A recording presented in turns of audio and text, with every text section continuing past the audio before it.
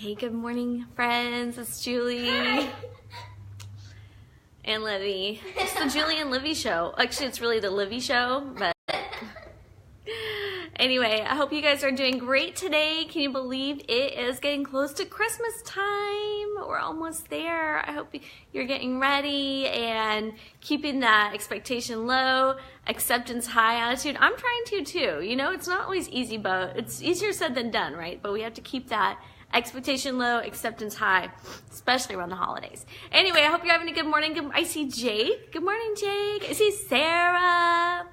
I see, what was that? Jana. I see, what was that show where they do that, where they say good morning? Good morning, John. Well, listen, this morning, I'm just going to dive right in. We're going to be talking this morning about the ripple effect and how it really actually is true. I saw this week 2 examples of this in my own life that really impacted me in a strong way. If you saw the picture that I put up yesterday, you know, it's like sometimes we think that our small acts of courage and romper room, that's what it is. Our small acts of courage and small acts of generosity are not affecting people. You just think, oh, I'm going to church, maybe I'm giving my tithe, maybe I'm giving to the homeless man on the street, maybe I'm giving my friend a hug, maybe I'm giving a smile, maybe I'm just saying some crazy dream that maybe will or won't come true.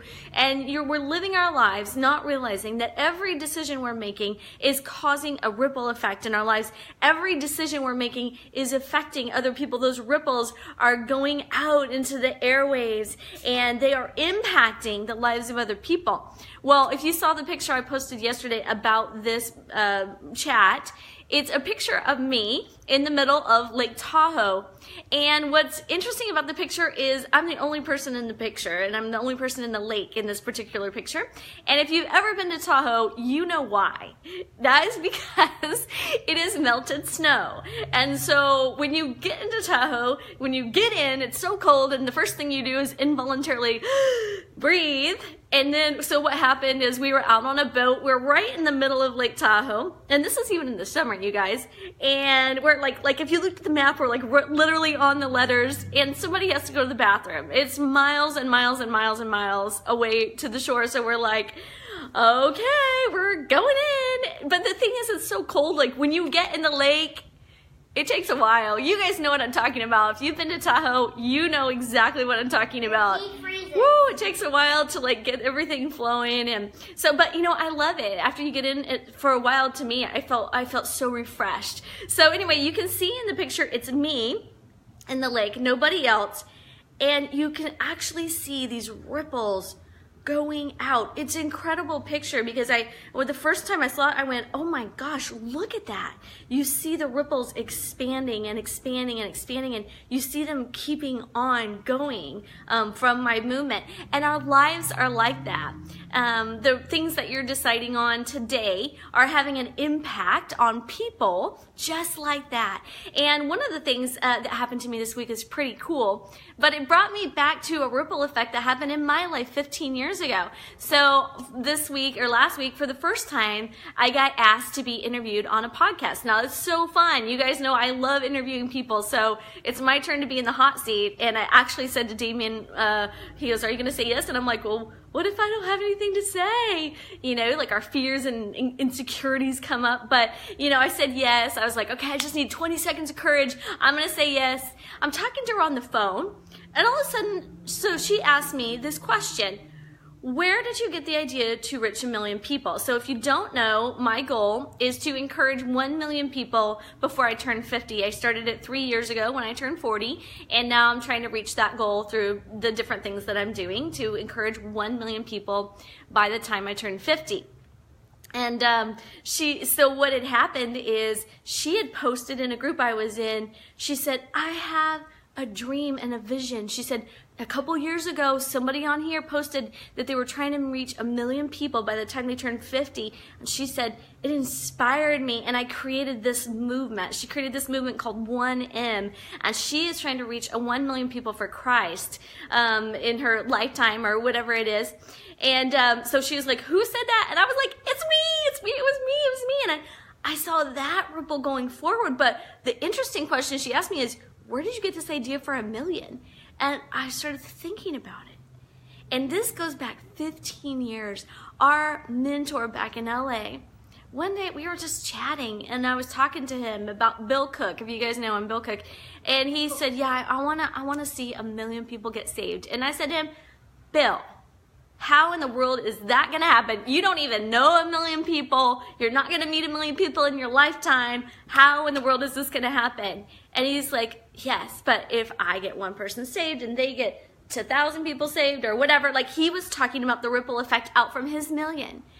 Well, 15 years later, when I'm thinking like, I need a goal, I need a God-sized dream. What am I gonna do? What am I gonna dream? What goal am I gonna choose as a purpose for my life that's gonna drive me further than I think I can go on my own? Something that is bigger than I can do on my own. Well, that story of 1 million was still ringing in my head, however, 12 years later.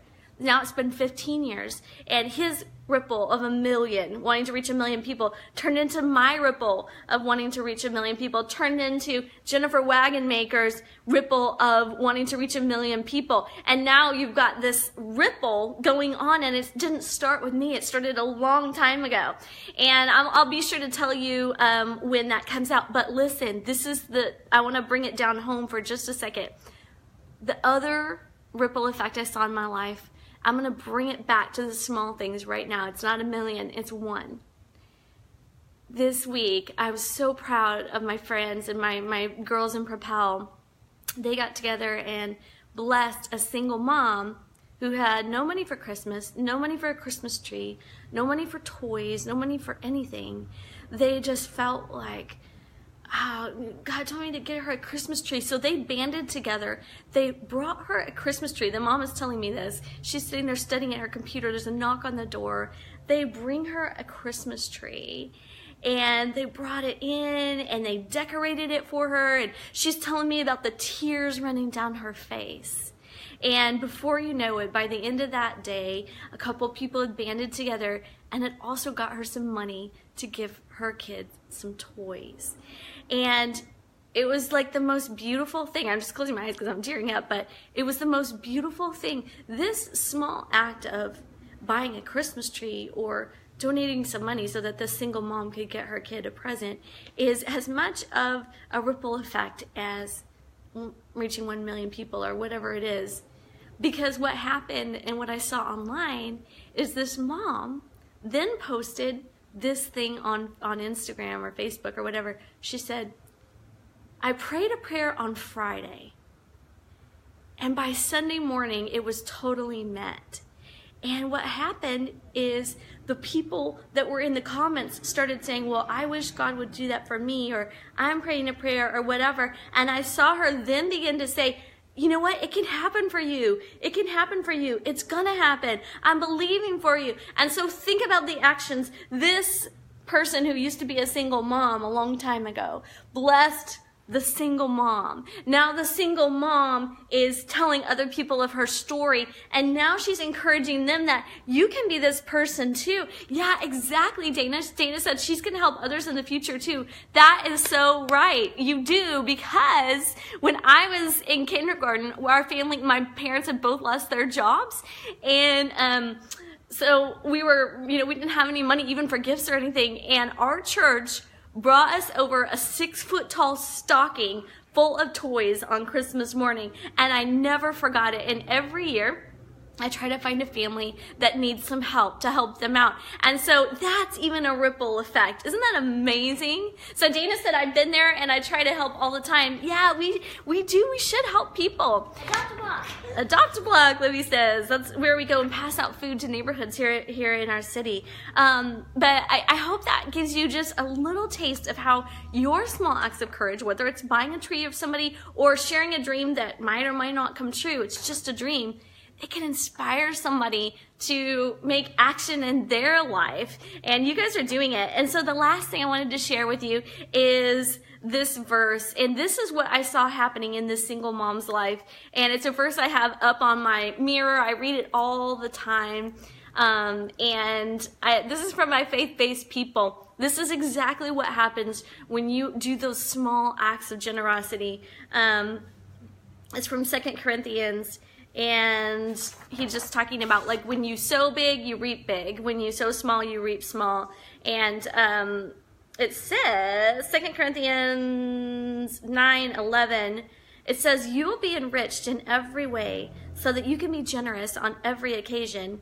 And through us, your generosity will result in thanksgiving to God. So, I mean, what if we actually believe that we could be generous on every occasion? It said, and I love this part, this service that you perform is not only supplying the needs of God's people, but it's overflowing. It will overflow in many expressions of thanks to God. And because of the service by which you proved yourselves, others will praise God for the obedience that accompanies your confession of the gospel of Christ. And they'll thank you for your generosity in sharing with them and with everyone else. And in their prayers for you, their hearts will go out to you because of the surpassing grace God has given you. Thanks be to God for this indescribable gift. And the gift is being able to give and see someone give glory to God and thanks to God. To see someone who had a prayer that got answered in 3 days and having them be able to thank the Lord and say, hey, this could happen to you too. So anyway, I just encourage you, or even saying to someone they look beautiful or handsome, it helps. That is an act of generosity, or smiling, or giving someone a hug. My friend was really upset yesterday and I was like, oh, I wish I knew what to say. And she said, can you just give me a hug? And so just even giving somebody a hug, smiling, having a positive attitude with the checker at the store. I mean, there's a million ways that you could be generous. You know, leave a bowl of dog bones at the park. I don't know. Or leave a package of cookies in your mailbox for your mail carrier. They're working hard this season. Or peanut M&Ms. Or peanut M&Ms. That's what we always do. We always leave M&Ms in our mailbox for her, because she works so hard. Anyway, I hope you guys have an awesome day. I want you to remember that you are changing lives by the decisions you're making. And I love you so much. Mwah! I will see you next week. May your minds be fierce and your heart strong and your spirit very kind today. And I'd love to hear how the ripple effect has affected your life. All right, love ya. Bye. Bye.